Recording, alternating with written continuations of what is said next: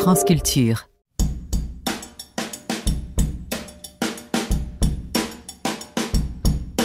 Les nuits de France Culture.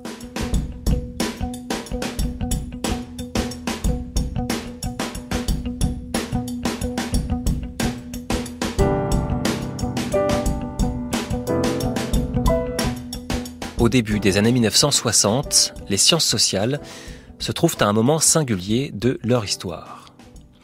Pendant plusieurs décennies, elles avaient entrepris d'étudier l'homme et ses cultures, sans toujours s'interroger sur les liens objectifs reliant cette ambition scientifique au projet colonial.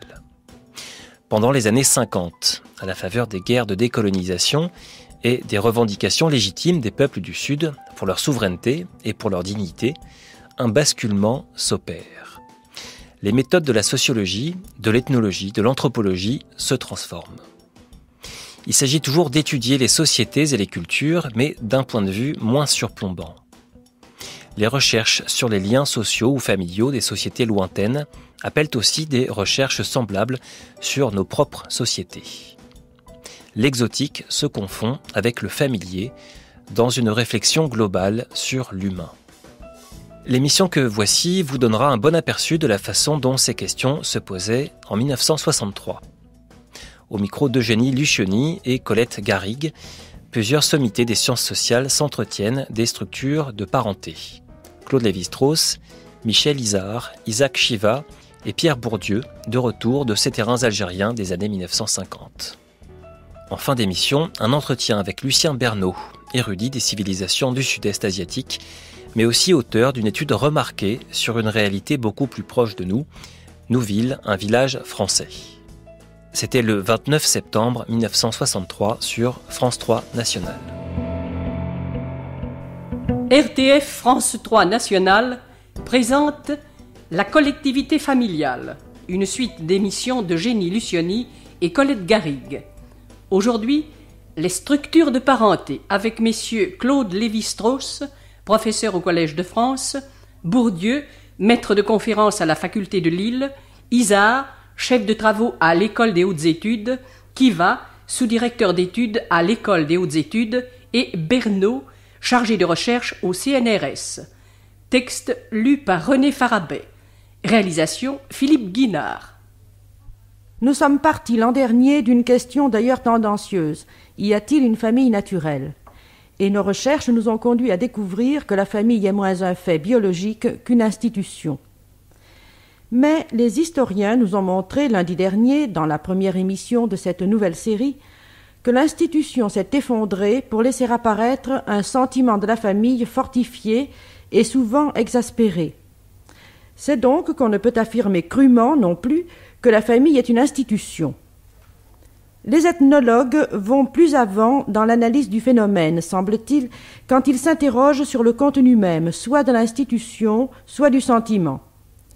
Le professeur Claude Lévi-Strauss a réuni ici ses collaborateurs, Bourdieu, Izard et Chiva, dont les enquêtes portent à la fois sur des populations dites primitives et sur des sociétés bretonnes, corses ou béarnaises contemporaines. Leurs analyses montrent que ce contenu se laisse approcher par les mêmes méthodes et que les variations sont en fonction de certaines données sociologiques qu'on peut déterminer. On se demande souvent pourquoi les ethnologues étudient par prédilection des sociétés dites primitives et des peuples sauvages. Quoique l'originalité de ceux qui sont aujourd'hui réunis autour de cette table, c'est que pour chacun d'entre eux, leur attention se partage entre des sociétés extrêmement diverses. Mon collègue Pierre Bourdieu, qui est professeur à l'université de Lille, a étudié pendant une partie de sa vie les sociétés d'Afrique du Nord et sans pour autant perdre son intérêt pour celle qui se trouve plus près des circonstances de sa naissance, c'est-à-dire le Béarn français. Monsieur Izard se partage à l'École pratique des hautes études entre l'étude de sociétés africaines telles que les Mossi et la structure de la famille dans des villages bretons.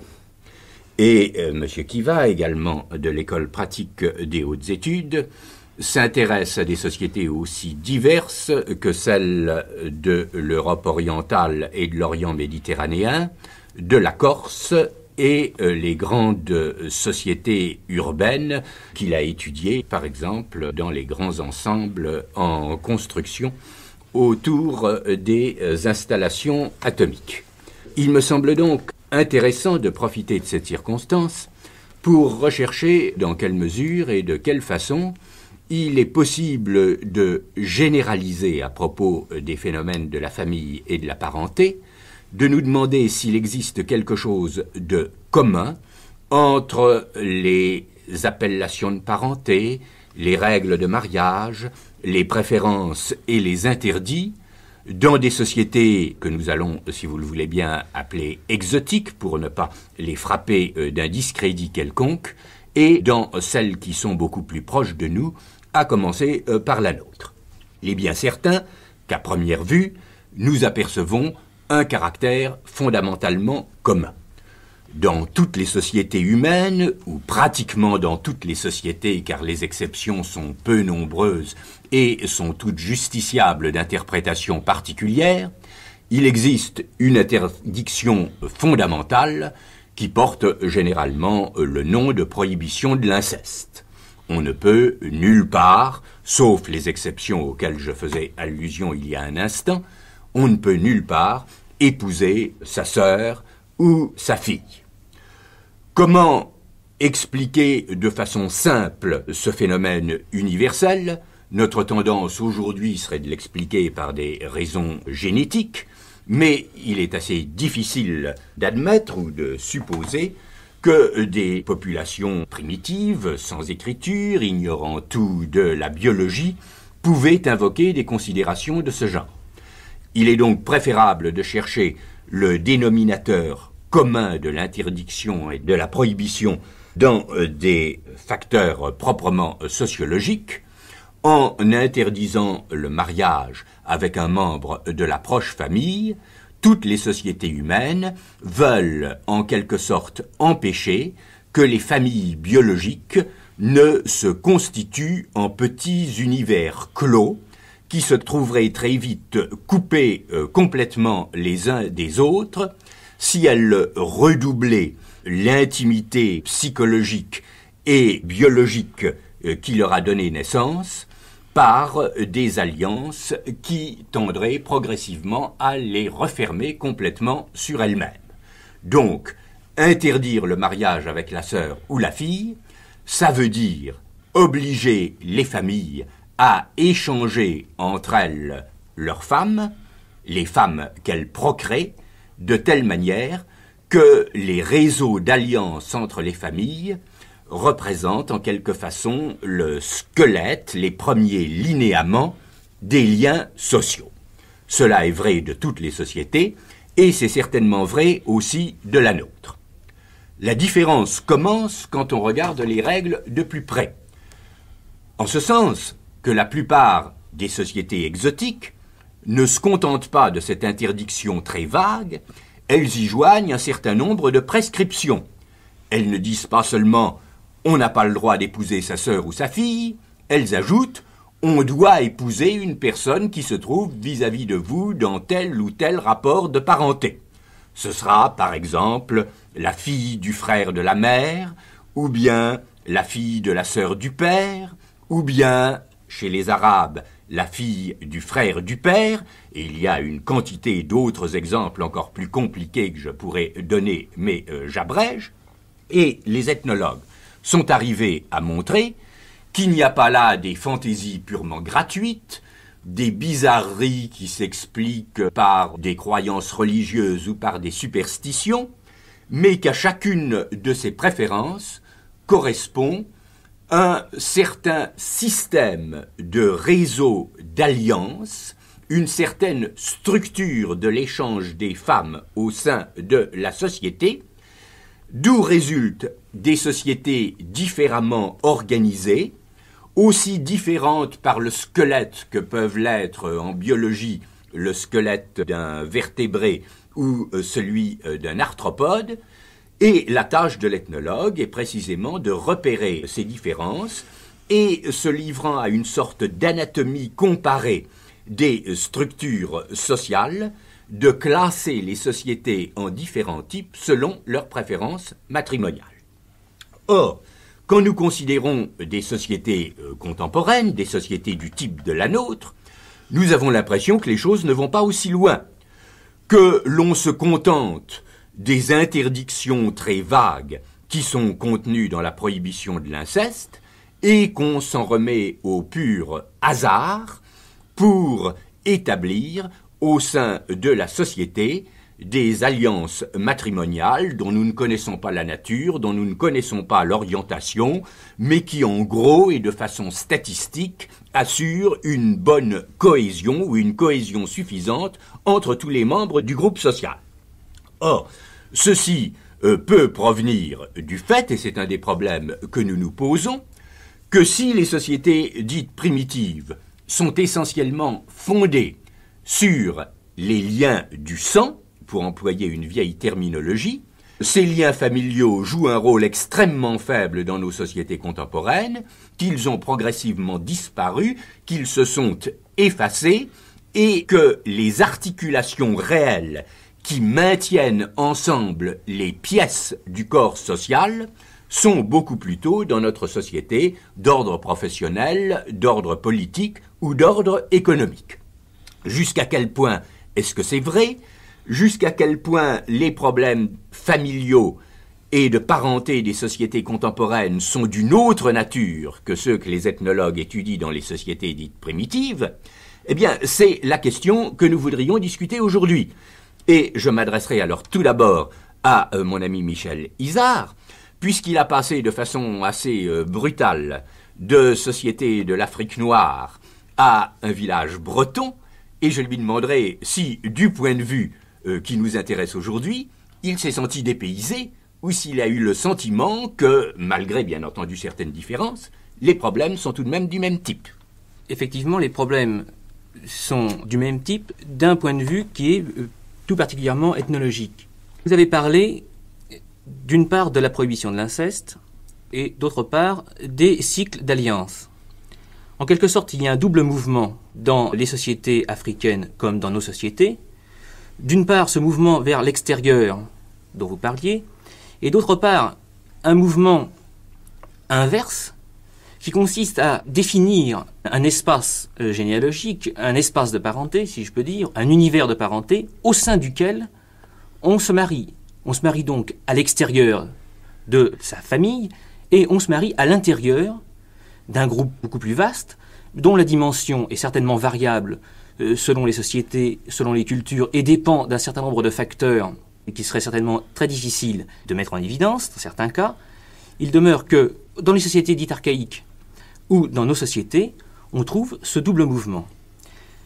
Dans les sociétés africaines que je connais, nous avons une prohibition extrêmement étendue, puisque on ne peut épouser quelqu'un avec laquelle on a une relation de parenté connue, ce qui exclut, évidemment, un très grand nombre de personnes que l'on est susceptible de rencontrer et avec lesquelles on a des relations de familiarité, de voisinage.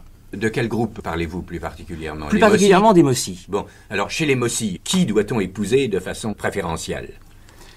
On ne doit pas épouser quelqu'un qui fait partie de son propre patrilignage. En dehors de cette interdiction, toute personne est en principe conjointe possible. Oui, c'est-à-dire il y a donc pas la situation est un peu la même que dans notre société, à cette exception près que la prohibition de l'inceste est beaucoup plus étendue, s'applique à un beaucoup plus grand nombre de personnes que ce n'est le cas chez nous. Exactement. Le problème se complique en Afrique en raison de l'existence de la polygamie et du fait que, chez les Mossi par exemple, qui est une société de type féodal, il y a une tendance à la capitalisation des femmes par les personnes âgées, ce qui complique un peu le problème. Il y a aussi un système tout à fait spécifique de cette population qui consiste en une capitalisation des femmes par les chefs et en une redistribution. Et ce qui est frappant, c'est qu'en définitive, nous n'avons pas, pour parler des sociétés françaises, de la société bretonne par exemple, à introduire des concepts nouveaux, non plus que des méthodologies particulières. Il me semble tout de même qu'il y a une différence entre le cas africain que vous évoquez et le cas breton que vous envisagez. C'est que chez les Mossi, les règles de mariage se définissent de façon purement négative. Vous venez de le dire, on ne peut pas épouser une femme avec laquelle on peut retracer une relation de parenté en ligne paternelle aussi loin que l'on remonte et aussi loin que la parenté s'établisse. Et cela posé, on peut épouser n'importe qui. Or, si je ne trahis pas ce que je vous ai entendu dire de vos recherches bretonnes, vous travaillez dans des villages où on dénote, où on trouve une certaine tendance à épouser une femme qui soit née dans le même village ou qui soit avec vous dans une relation de parenté éloignée sans doute, mais dans une relation réelle. Si bien que par une sorte de paradoxe ici, c'est dans la société, dans une société contemporaine, que les préférences matrimoniales peuvent se définir de façon positive, et c'est dans la société dite africaine qu'au contraire on se trouve en présence d'une liberté de choix soumise seulement à des restrictions négatives. C'est exact. Oui.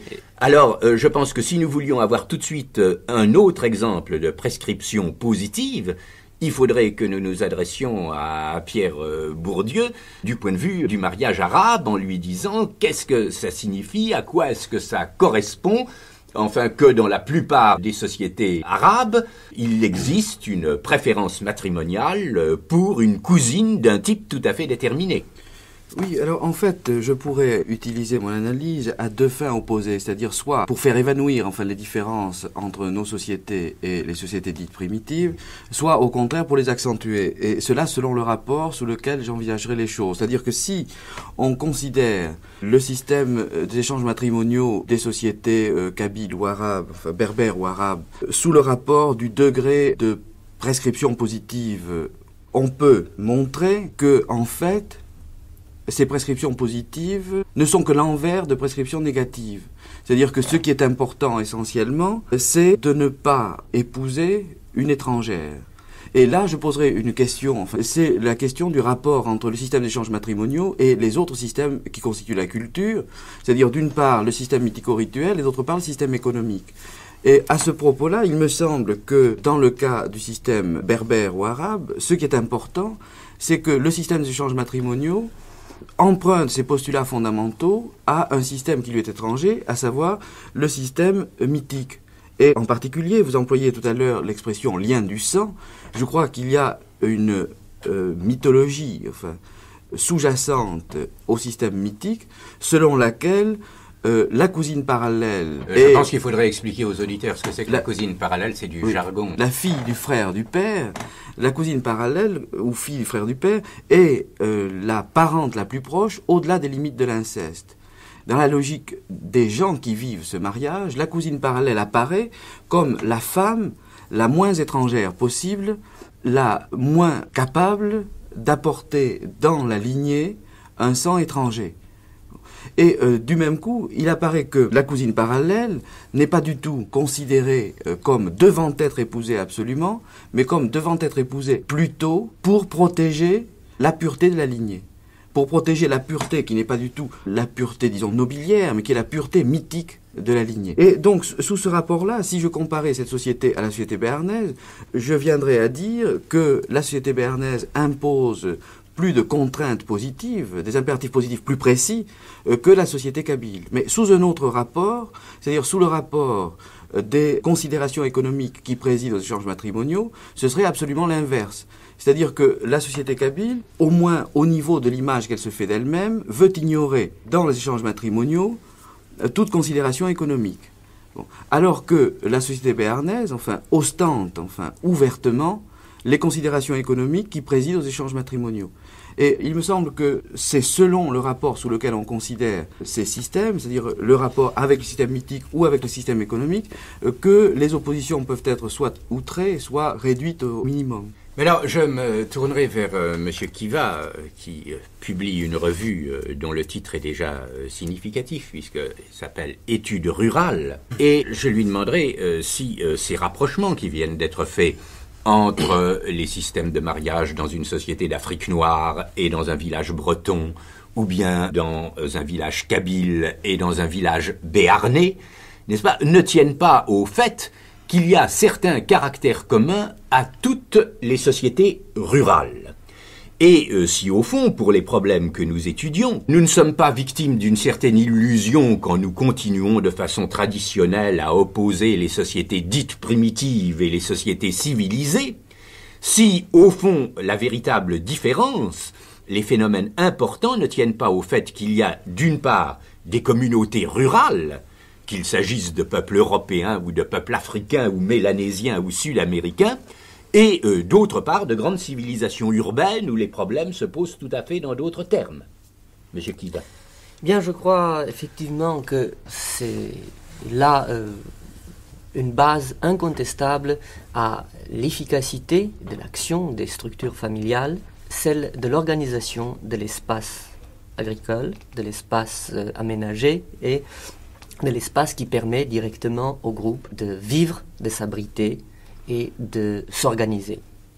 En effet, c'est peut-être sur ce plan de l'organisation de l'espace que dans toute l'Europe, depuis l'Est jusqu'en Bretagne et dans les îles anglaises, on voit encore jusqu'à l'heure actuelle apparaître de la façon la plus patente, la plus efficace aussi, le rôle direct des organisations familiales. En effet, prenons la France contemporaine, un des problèmes les plus aigus est celui du morcellement de la propriété foncière. Eh bien, ce morcellement reflète directement le jeu, le fonctionnement, les incidences de l'organisation familiale.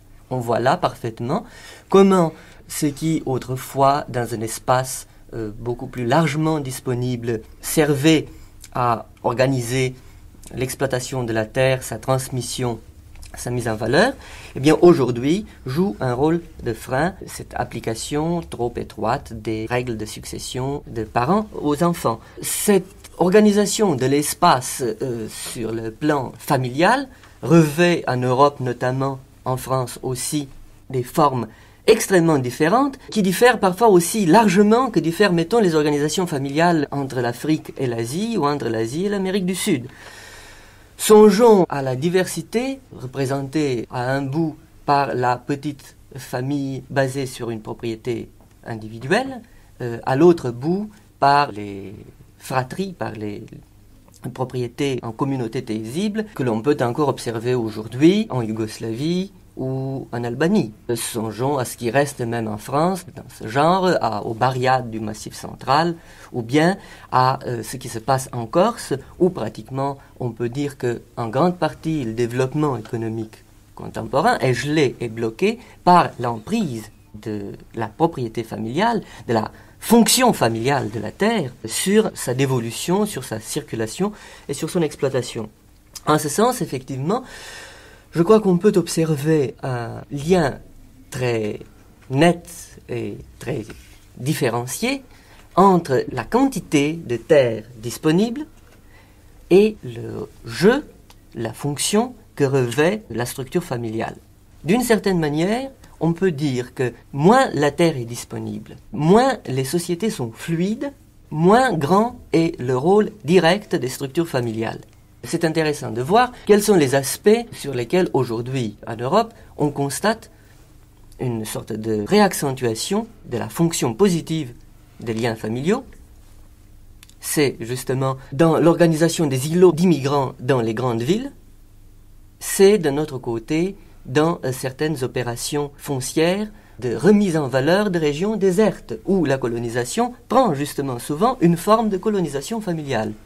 En effet, on note que dans certaines régions qui ont été désertées, qui sont tombées dans l'inculture, les colonisations récentes, délibérées, prennent souvent justement la forme de colonisation familiale. On vient, on fait venir son cousin fermier dans une région surpeuplée, on fait venir ses femmes des unités familiales d'origine, ainsi de suite. En gros, on dirait que en Europe, On voit un peu dans les sociétés paysannes et dans l'urbanisation croissante le passage de ce que l'on avait coutume à distinguer comme d'un côté famille dans les sociétés primitives, d'un autre côté famille dans les sociétés occidentales. On voit le lien qui existe entre l'espace disponible pour la vie des hommes et le rôle qui jouent les organisations familiales. En simplifiant très grossièrement un long processus historique et géographique, on pourrait presque dire que moins il y a de terres disponibles, plus les gens sont fixés à un même point, sur une terre parcimonieusement exploitée et organisée, moins les structures familiales jouent un rôle multiple et patent. Plus la terre est disponible, plus d'un autre côté, les gens deviennent mobiles dans l'espace, se retrouvent par exemple dans les grands creusets des villes contemporaines qui d'une autre manière sont des phénomènes extrêmes de mobilité sociale, plus alors on voit redevenir importantes les fonctions des organisations, des structures familiales.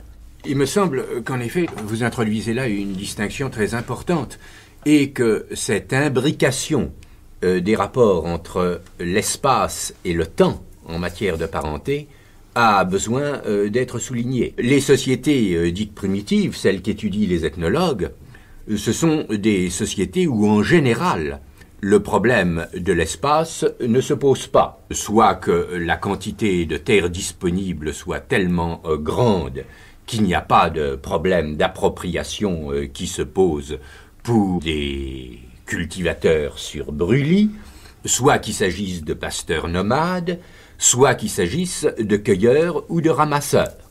Ce sont donc des sociétés qui ne sont pas du tout accrochées à l'espace, et qui, n'étant pas accrochées à l'espace, ont besoin de s'accrocher à quelque chose d'autre qui leur est fourni par la dimension généalogique dans le temps. D'où des systèmes que dans notre jargon nous appelons des systèmes de filiation unilinéaire, c'est-à-dire que selon les cas et selon les sociétés, les individus se définissent comme parents, soit uniquement dans la ligne paternelle, soit uniquement dans la ligne maternelle. Ce qui n'a pas d'importance en soi-même, ça nous produit des systèmes de parenté qui sont du même type.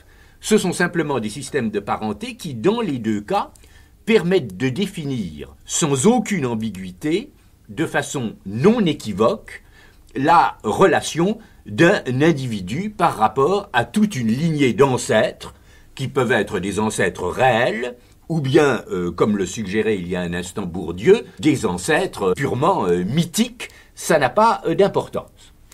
Ou bien, au contraire, les problèmes de l'espace se posent de façon très aiguë. La cohésion du groupe social se définit par rapport à la terre, beaucoup plutôt que par rapport au passé ou à l'histoire. Et alors nous voyons apparaître des systèmes de parenté du type du nôtre, que nous appelons dans notre jargon ambilatéraux ou indifférenciés, c'est-à-dire où les individus, en fonction précisément de la terre dont ils veulent rester solidaires, se définissent à leur choix, soit par rapport à la parenté paternelle, soit par rapport à la parenté maternelle. Il y a une beaucoup plus grande souplesse en matière de filiation, mais cette souplesse en matière de filiation n'est que la conséquence des contraintes beaucoup plus fortes qui s'exercent au niveau de l'occupation de l'espace. Et alors, de façon très curieuse, et comme qui va le souligner à la fin de son intervention, dans les grandes sociétés urbaines, telles que les énormes agglomérations que constituent ou Londres, ou New York, ou Paris, ou Berlin, etc., où les problèmes de l'espace deviennent des problèmes dépourvus de signification, parce qu'à partir du moment où on habite Paris, qu'on habite tel quartier, qu'on habite telle rue, ça a extrêmement peu d'importance. Eh bien, dans cette mesure-là, les relations de parenté reprennent beaucoup plus de force. Et ça a été une découverte très curieuse de nos collègues britanniques, par exemple, qu'étudiant de manière statistique la manière dont les jeunes ménages dans la banlieue de Londres choisissent leur résidence, ils se sont aperçus qu'en gros, ils recherchent beaucoup plus souvent la proximité de la résidence des parents de la femme que de la résidence des parents du mari. Ce qui décèle un caractère que nous appellerions, s'il s'agissait de sociétés dites primitives, de résidence matrilocale, qui ne se formule pas dans une règle explicite, sans doute, mais qui résulte simplement des probabilités, des grands nombres et de tendances générales. Si bien que nous retrouvons par ce biais, au niveau des sociétés contemporaines, des phénomènes très comparables à ceux que nous avons l'habitude d'étudier dans d'autres sociétés. J'ajouterai un fait précis à ce dossier d'observation relativement récente, il y a quelques années, dans une ville tout à fait nouvelle, constituée par plusieurs milliers d'individus venus de tous les coins de la France. Il était quelle ville? C'était Bagnols-sur-Cèze. Il était extrêmement significatif de voir que l'un des regrets le plus couramment formulés était celui des femmes de se trouver complètement coupées de leurs sœurs, de leur mère, de leurs tantes, de tout un milieu de relations qui, en plus de cette fonction de sécurité affective, jouait aussi des rôles très précis de gardiennage des enfants, d'assistance en cas de maladie, organisation des loisirs. Par contre, cette plainte était à peu près jamais exprimée par les hommes. On retrouve là le reflet vécu de cette observation statistique. Il est frappant que dans l'ancienne France, par exemple, régnait, mais c'était vrai d'ailleurs de toute l'Europe, régnait ce que dans notre langage nous appelons une endogamie de village très poussée, c'est-à-dire que chaque village essayait de conserver ses filles pour ses garçons et que le prétendant venu d'un village même voisin était très mal accueilli et parfois rossé. Et je me demandais, en pensant aux recherches de M. Isard en Bretagne, de M. Bourdieu dans le Béarn, si cette endogamie de village, qui se traduisait dans des formules très caractéristiques, comme on n'épouse que dans la coiffe, n'est-ce pas, dans certaines régions de la France, si ça continue à être attesté à l'époque actuelle, ou de quelle façon cela se modifie, M. Isard? Ça continue à être attesté aujourd'hui. Si je pense tout précisément à une commune de la Cornouaille, n'est-ce pas, où une proportion très importante des mariages se font à l'intérieur de la commune, où un nombre important de mariages se font dans les communes limitrophes, et où enfin, les derniers mariages, un résidu extrêmement faible, se fait, je dirais, au hasard, dans la mesure où là, la région ou le département ne sont plus du tout signifiants, n'est-ce pas? Et on retrouve un phénomène qui est bien connu des démographes, on se marie chez soi ou on se marie très loin. Et en l'occurrence en Bretagne, c'est exactement ce que nous trouvons. Les mariages se font dans la commune de naissance ou dans les communes proches. Les mariages qui ne se sont pas faits dans la commune de naissance ou dans les communes proches, eh bien, se feront dans n'importe quelle région de France ou se feront avec des conjoints d'origine étrangère. Se feront donc dans des termes qui ne sont absolument pas valables ou significatifs pour la société d'origine, pour le groupe d'origine. Et qu'en est-il dans les villages béarnais? En fait, le phénomène vu de l'extérieur est tout à fait analogue, en ce sens que si on considère simplement les taux d'endogamie, les pures statistiques, on peut croire que l'endogamie est restée aussi grande qu'autrefois. En fait, ce qui me paraît fondamental, c'est que à une endogamie d'élection, une endogamie favorisée par les modèles culturels, se substitue une endogamie forcée. C'est-à-dire qu'on ne se marie plus dans le village parce qu'on le veut, mais on se marie dans le village parce qu'on ne peut pas se marier ailleurs. Et la preuve de ce que j'avance est constituée par le fait qu'on se marie dans le village ou on ne se marie pas. C'est-à-dire que toute une fraction de la population masculine qui, jusqu'à une certaine date, voyait son mariage en quelque sorte fait pour elle par l'ensemble des mécanismes sociaux qui se substituaient au choix individuel, toute cette fraction de la population se trouve actuellement abandonnée à la logique de la compétition et doit trouver par ses propres moyens l'épouse. Et le bal de village est devenu l'équivalent du marché dans l'ordre économique. Et celui qui ne sait pas danser ou celui qui est mal à son aise au bal a toutes les peines du monde à trouver une femme parce que précisément le bal a pris la place de la marieuse, a pris la place de la famille et a pris la place plus largement de tout cet ensemble de mécanismes qui tendaient à faire le mariage pour les gens et à leur place. Mais vous nous avez montré dans une très belle étude qui a été publiée il n'y a pas très longtemps que le problème ne se pose pas dans les mêmes termes, et je dirais même qu'il se pose dans des problèmes inverses pour les hommes et pour les femmes. Que les hommes sont condamnés à se marier dans le village parce qu'ils ne peuvent pas prétendre à autre chose, mais qui n'y trouvent plus les filles qui, elles, peuvent se marier en dehors. Et alors, comment expliquez-vous cette différence de statut, si je puis dire, entre les sexes? Alors là, nous reviendrions précisément à un phénomène important, à savoir que les mécanismes de l'ancienne logique, jouent en quelque sorte à contre-temps. C'est-à-dire que le modèle, structural, des échanges matrimoniaux anciens était dominé par l'opposition entre les mariages de bas en haut, c'est-à-dire entre un homme de rang inférieur et une épouse de rang supérieur, et les mariages de haut en bas. Et le mariage de bas en haut était inconcevable pour un homme, alors qu'il était la règle pour une femme. Dans l'état actuel, le mariage de bas en haut reste pour les hommes absolument interdit, absolument impossible. Un berger n'épouse pas une reine, et de même un mariage de haut en bas, tel que la différence soit trop grande entre l'homme et la femme, reste aussi interdit. C'est-à-dire que les hommes restent prisonniers des anciennes règles qui leur interdisent des mariages possibles, et ils peuvent être célibataires non pas seulement parce qu'ils ne trouvent pas femme, mais parce que les femmes qu'ils trouveraient sont interdites par les anciennes règles.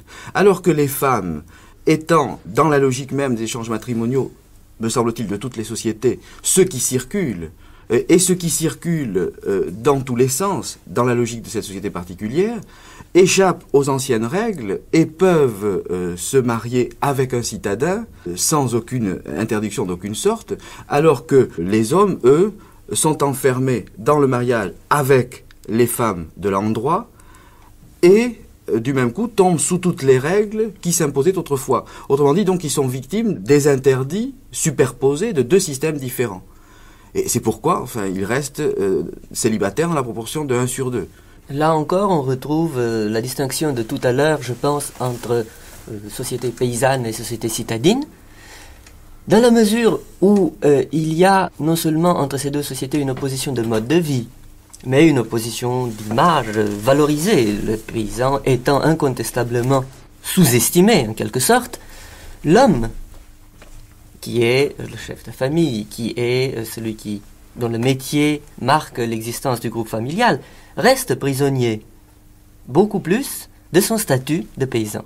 La femme est beaucoup plus facilement assimilable, donc peut beaucoup plus facilement s'échapper à ce parquage. D'ailleurs, aujourd'hui même, cette endogamie de village survit et se traduit d'une façon quasi anecdotique dans les innombrables bagarres de bal, où ce sont justement, comme dans tout le Midi, les garçons des villes qui viennent pour faire danser les jeunes filles dans les bals de campagne, et ces bals finissent justement souvent dans des rixes assez violentes, parce que les garçons du village ne sont pas du tout contents de voir qu'on vient leur enlever leur partenaire.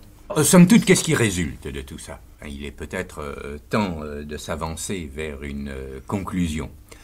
Bien, il me semble d'abord que les règles de mariage, que les structures de parenté continuent d'avoir dans nos sociétés une valeur diagnostique qui n'est peut-être pas aussi grande que celle que nous leur reconnaissons pour les sociétés dites primitives, mais qui est tout de même tout à fait réelle.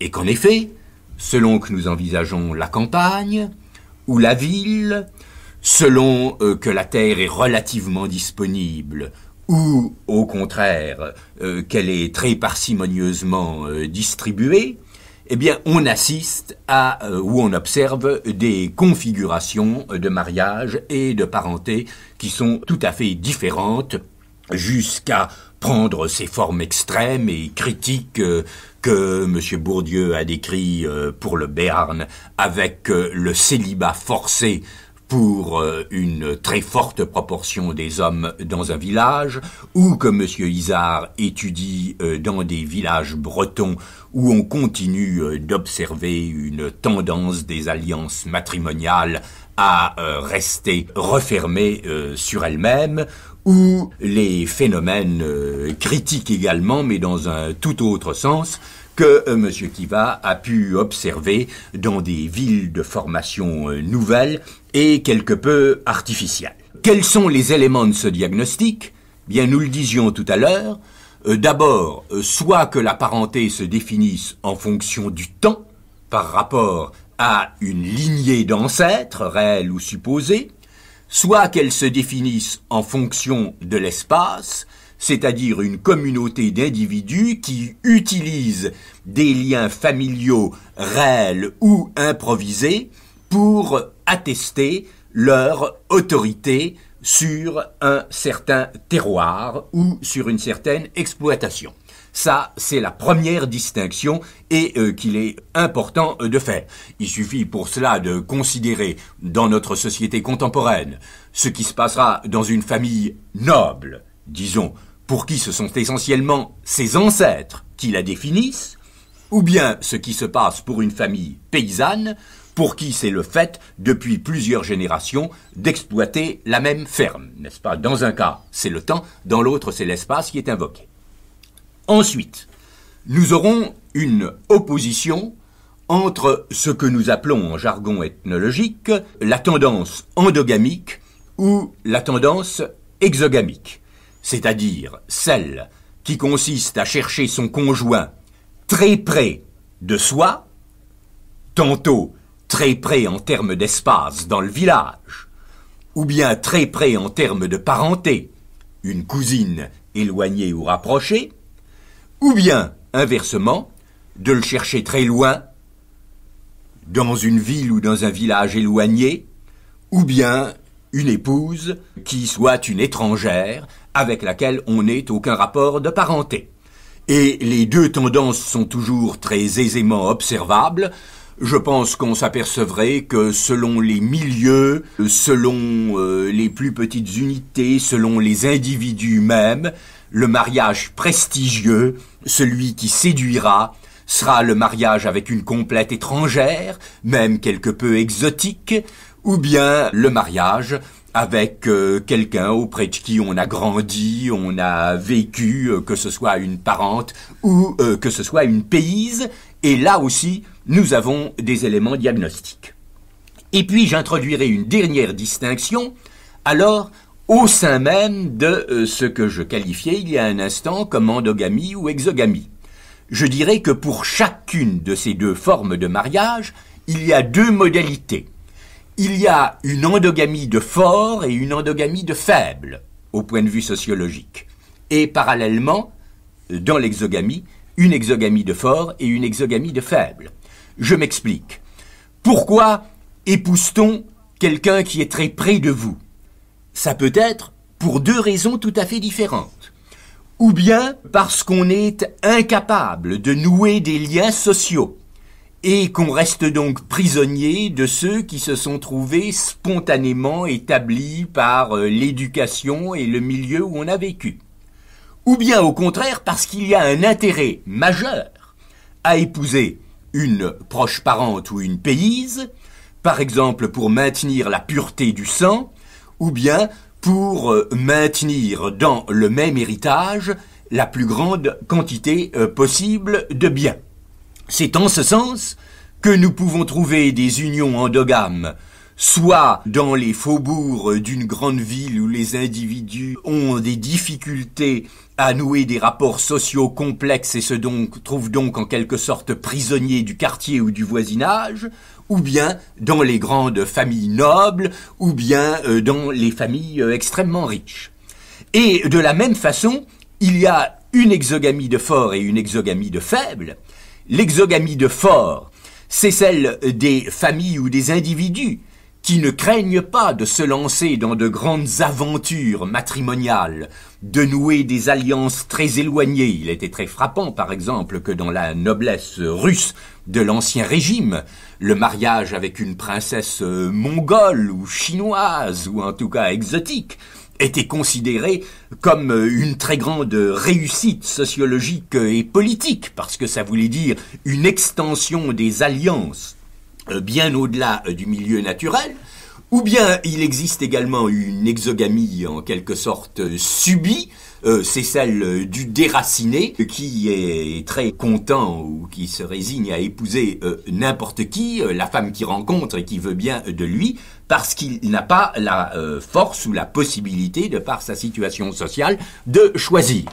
Voilà un certain nombre de distinctions très sommaires, mais qui, me semble-t-il, ont l'intérêt qu'elles peuvent nous servir à faire des diagnostics sur la nature d'une société, sur son caractère normal ou pathologique, aussi bien pour les plus petites communautés du centre de la Mélanésie ou de l'Amérique du Sud, ou bien pour nos sociétés contemporaines.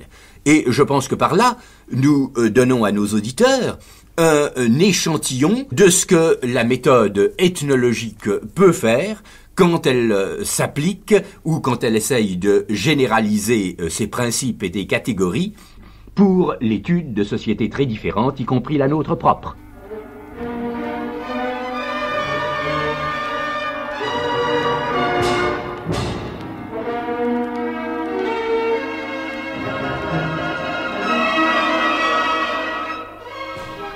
En somme, ce qui constitue la parenté, c'est soit le lien dans le temps, un lien chronologique, soit un lien dans l'espace, un bien à gérer. Et vous, Monsieur Bernot, vous avez étudié des familles ouvrières et des familles paysannes en Normandie. Est-ce que vos conclusions sont différentes? Je crois qu'effectivement, entre la famille ouvrière et la famille paysanne, ce que vous venez de dire est particulièrement remarqué.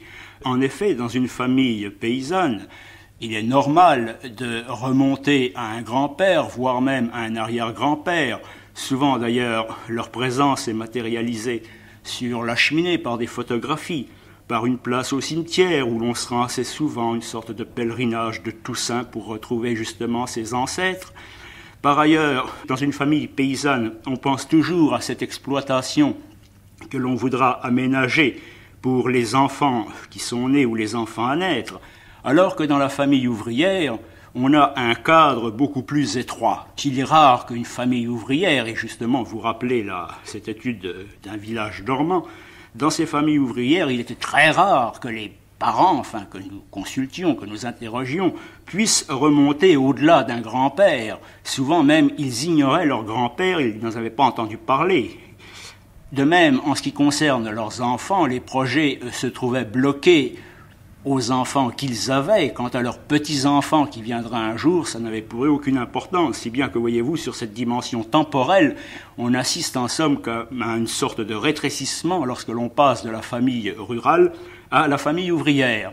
Et en ce qui concerne la dimension spatiale, on assiste exactement au même phénomène. Une famille ouvrière est beaucoup plus ramassée sur elle-même, elle n'a pas cette carte géographique à lire de façon permanente, sous les yeux, comme cela se passe dans la famille rurale.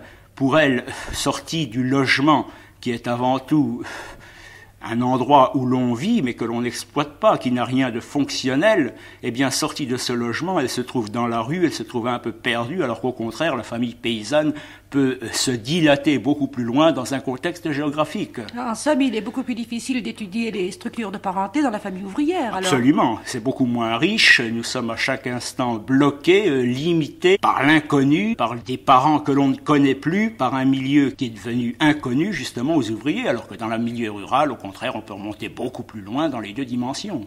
Voulez-vous nous donner quelques exemples de structures familiales paysannes? La structure familiale paysanne, c'est avant tout lié à une exploitation, et le père pourra vous parler, lorsque lui-même était enfant, de ce que lui disait son propre père en parlant de son grand-père à lui. Et lui-même, comme je vous le disais il y a un instant, pourra projeter également des travaux pour ses enfants et les enfants de ses enfants. Il aimera, s'il s'agit d'une fille à marier, il aimera connaître son gendre. Ce gendre sera peut-être un jour ce qu'on appelle l'héritier associé, c'est-à-dire qu'il prendra suite dans cette exploitation.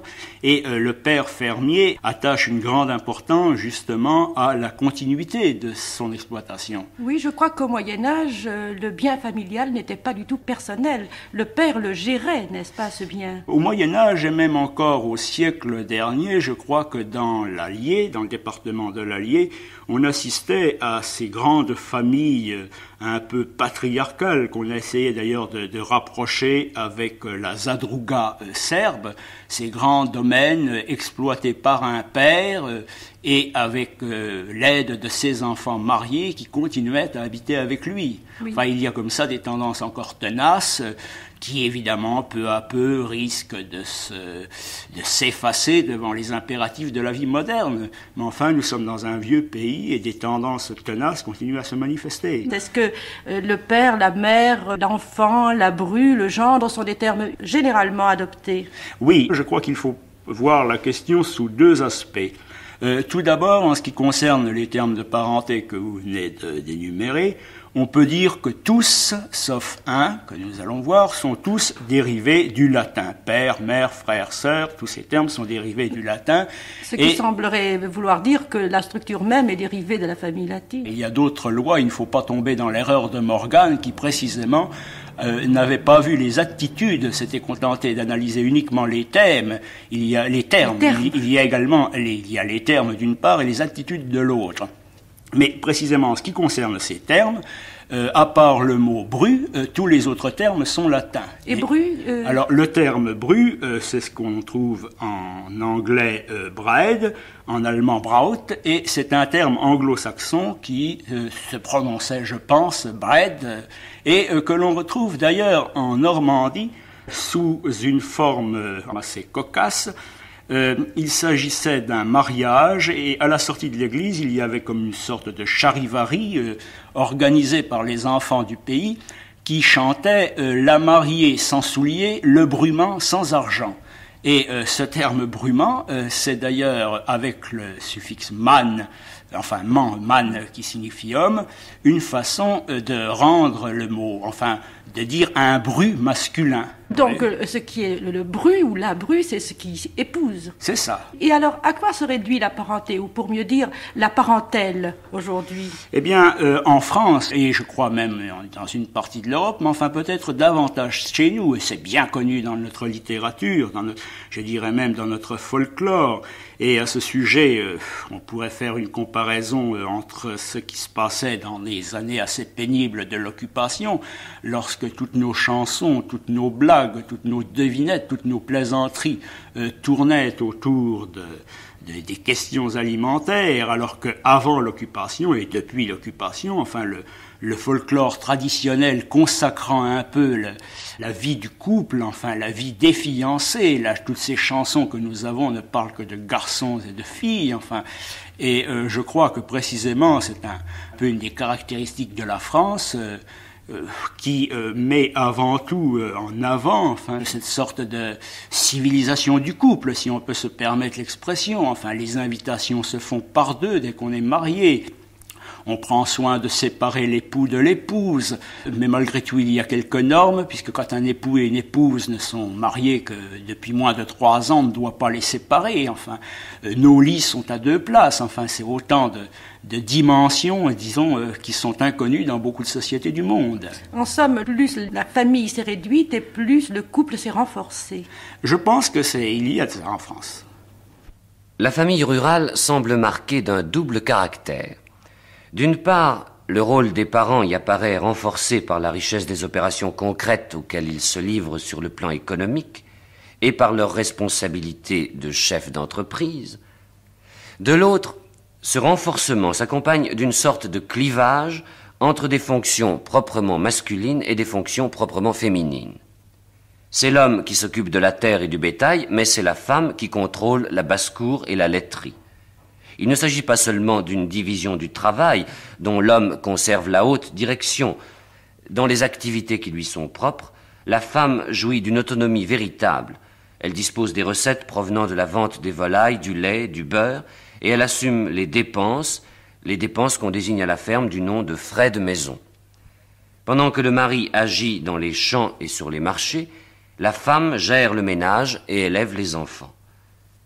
La famille rurale semble donc caractérisée par un bilatéralisme dont il est difficile de dire s'il est un vestige historique ou un phénomène en cours d'expansion, mais qui tend à s'imprimer dans l'esprit des enfants et sans préjudice pour l'un ou l'autre parent d'un respect du père, de la mère et de l'association familiale qu'ils forment à eux deux.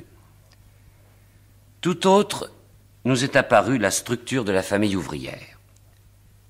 Absorbée dans un milieu anonyme, l'usine, par un travail anonyme, l'équipe, le père n'apparaît que doté d'un rôle également anonyme, celui de rapporter un salaire, d'ailleurs toujours insuffisant.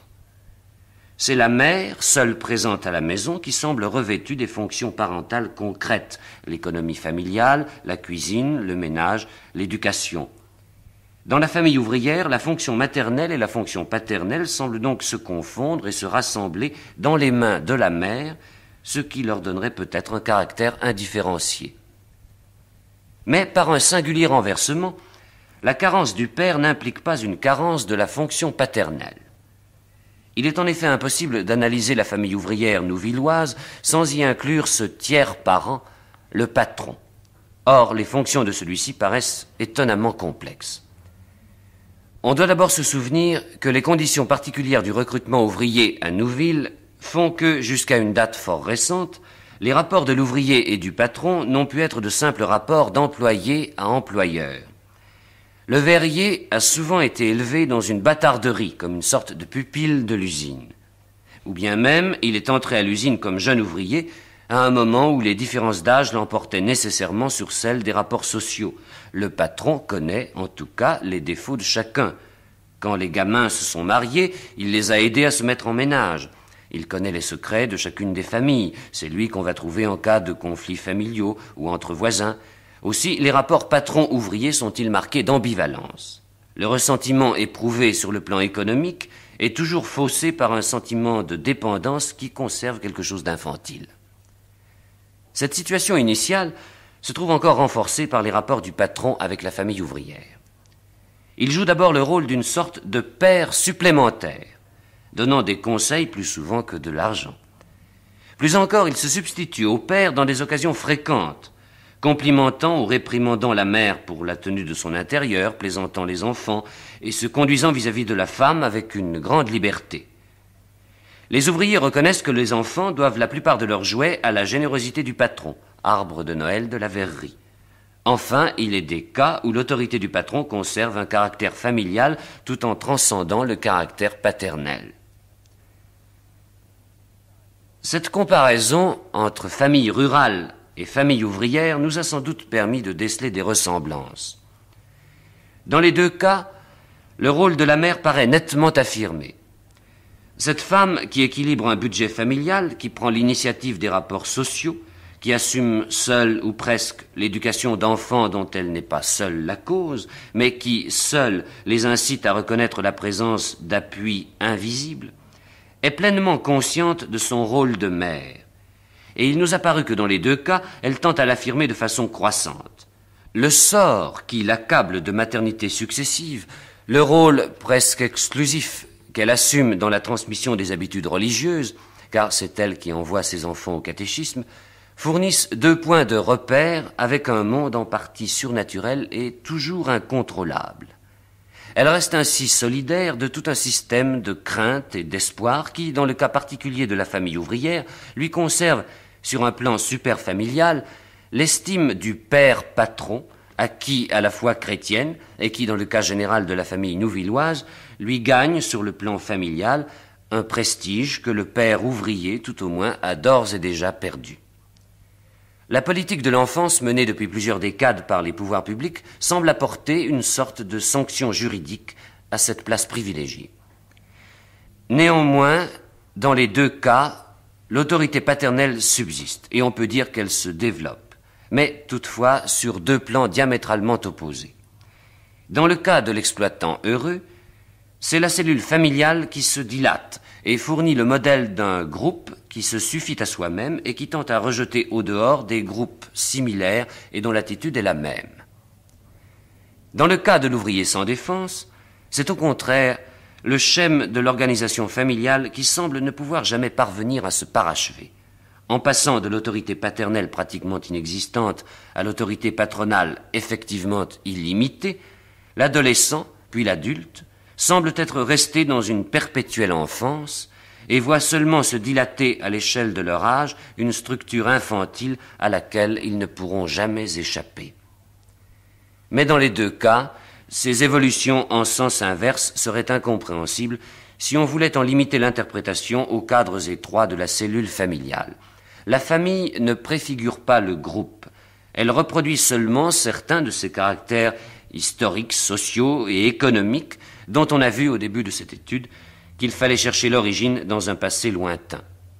C'est parce que Nouville offre traditionnellement le caractère d'une frange pionnière entre des régions profondément dissemblables entre elles qu'elle a offert une chance exceptionnellement favorable à des agriculteurs entreprenants qui pouvaient, sur un tel terrain, former l'illusion d'avoir réussi sans concours extérieur et sans nouer entre eux des rapports étroitement solidaires. C'est pour la même raison aussi que la vallée de la Brelle devait être choisie pour la localisation d'industries qui représentaient, au moment où elles ont été installées, d'étrangères et particulières nouveautés. Et c'est enfin pour la même raison que la main-d'œuvre ouvrière, indisponible sur place, devait être importée et placée ainsi dans une permanente situation d'infériorité. La situation présente nous a, semble-t-il, révélé ces divers traits sous une forme toujours aussi accusée. Non seulement les paysans paraissent sûrs d'eux et peu enclins aux rapports sociaux, mais le plus remarquable d'entre eux, par le succès de son exploitation, est un Belge, c'est-à-dire un étranger. L'ouvrier qui, sortant de sa famille pour entrer à l'usine, passe seulement d'un père sans autorité à un patronat paternaliste, semble perpétuer, dans un contexte sociologique à peine modifié, l'enfant du bureau, ou le pupille des bâtarderies amenées de Bretagne, lui-même héritier de ces enfants de l'assistance publique qui avaient remplacé dans la vallée de la Brelle les enfants de l'hospice des enfants trouvés de Paris, dont la présence est attestée dès la fin du XVIIe siècle. C'est donc une preuve de solidarité entre tous les aspects psychologiques, sociologiques, historiques et économiques de la vie d'un groupe humain que nous pouvons, nous semble-t-il, retenir de cette étude. Ainsi, le sentiment de la famille, même aujourd'hui, où il est particulièrement fort, ne peut rester purement intérieur. Il s'accroche soit au temps, soit à l'espace, pour figurer, pour créer cette concentration d'un groupe particulier de personnes, d'ailleurs variables, qui constitue la famille. La parenté, en effet, est ce lien continu, soit dans le temps, généalogiquement, soit dans l'espace, en extension contemporaine, soit les deux. RTF France 3 National vient de vous présenter La collectivité familiale, une suite d'émissions de Génie Lucioni et Colette Garrigue. Aujourd'hui, les structures de parenté avec messieurs Claude Lévi-Strauss, professeur au Collège de France, Bourdieu, maître de conférence à la faculté de Lille, Isard, chef de travaux à l'École des hautes études, Kiva, sous-directeur d'études à l'École des hautes études, et Bernot, chargé de recherche au CNRS. Texte lu par René Farabet. Réalisation Philippe Guinard.